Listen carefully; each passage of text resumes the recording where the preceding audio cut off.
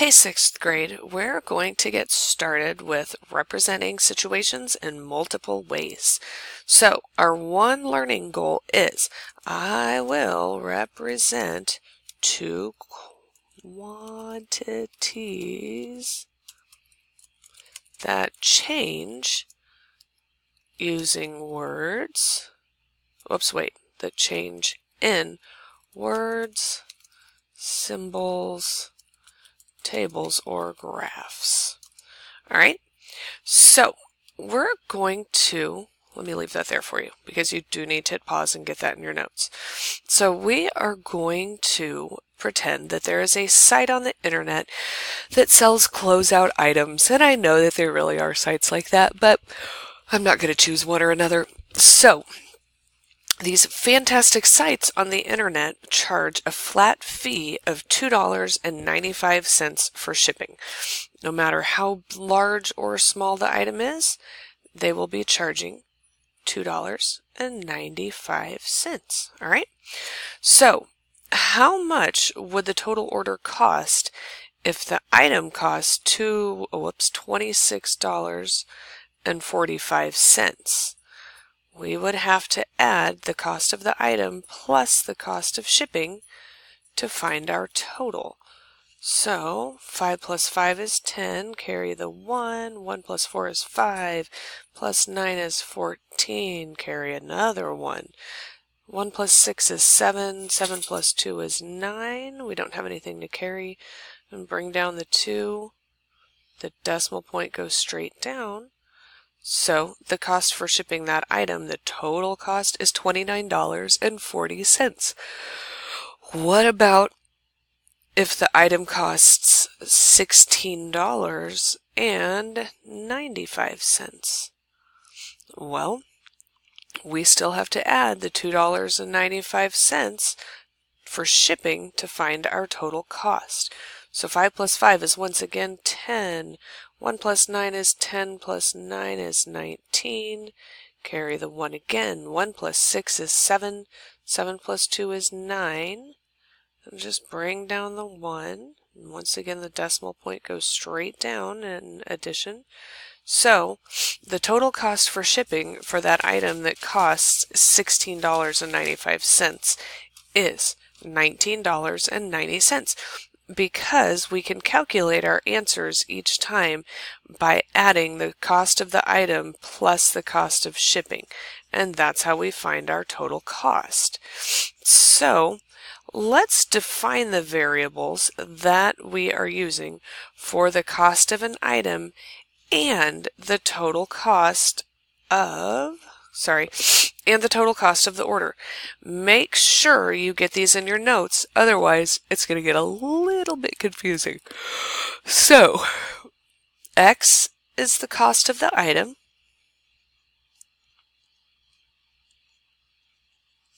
Y is going to be the total cost. Make sure you get that in your notes because you're going to need that. All right. If we were to write this as an equation that models the relationship between the two variables, that does not look like an there we go. Anyway, if we were to write an equation that models the relationship between the two variables, it would look like this. Get this in your notes too. You'd have X plus $2.95 equals Y. So you have the cost of the item plus the cost of shipping is going to equal the total cost.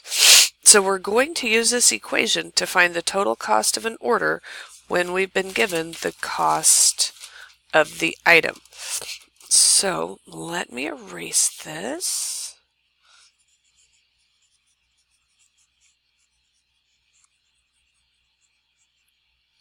And we're going to want to hang on to this X plus $2.95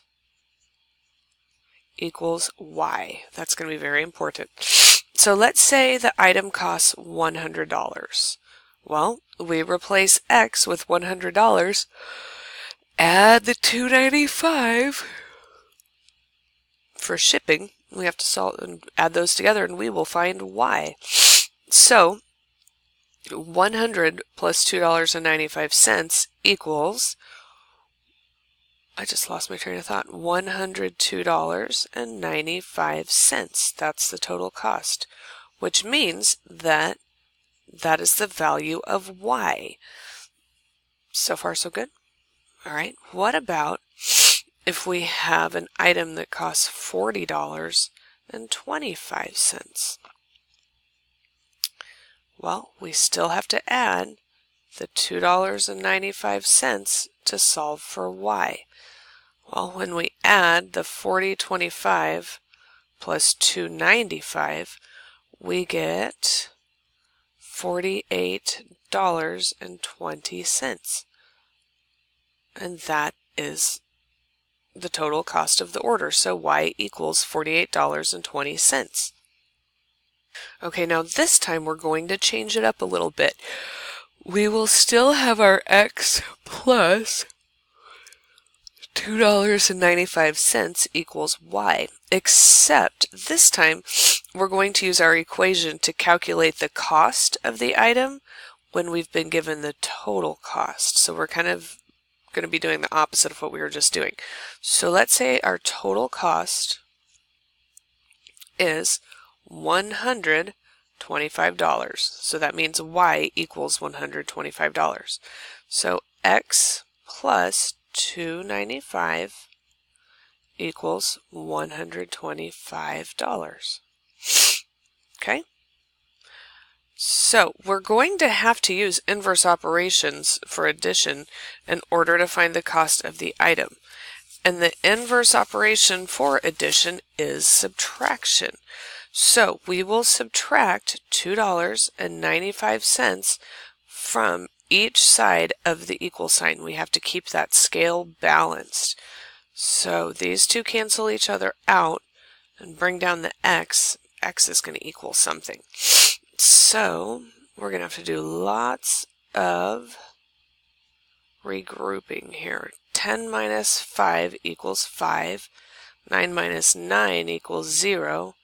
3 minus 2 equals 1. 2 minus nothing equals 2. Same for 1 minus nothing. And then we bring the decimal point straight down. So it looks like...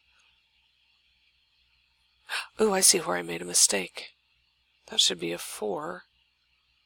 And 4 minus 2. Anyway, so X should equal $122.05. All right, let's do another. And we still need, oops, let's try for a pen. Still need this X plus $2.95 equals Y. All right, and this time our total cost, or Y, is equal to $37.45. That is an amazing looking 5.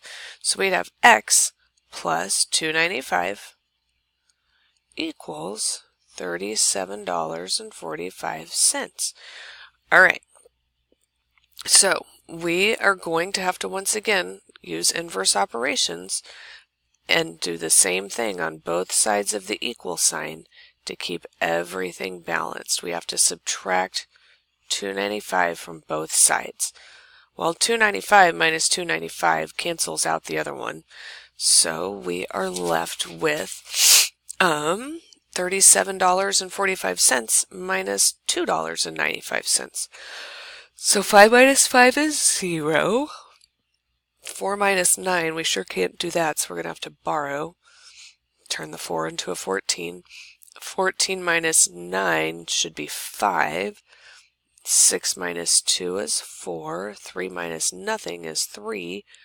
We bring that decimal straight down, and X should equal $34.50. So far, so good.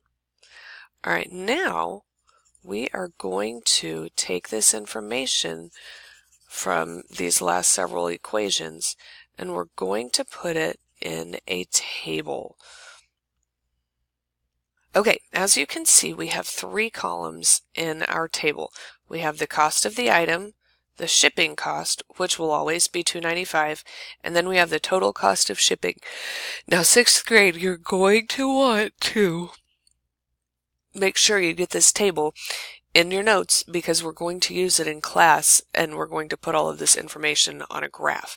So let's see, we had $26.45 for an item plus $2.95 for shipping, and the total cost was $29.40. Then we had $16.95 plus $2.95, and that equaled $19.90. $100 plus $2.95 equaled $102.95. Then we had $45.25 plus the $2.95 for shipping, and that equaled $48.20. Then we had $102.05 plus that $2.95 for shipping, and we wound up with $125. And then the last one was $34.50 plus $2.95, and the total for that order was $37.45. Make sure you get that in your notes, and make sure you bring that with you to class because we are going to be using this in a graph, or using this information to create a graph. So there you go. I'll see y'all in class.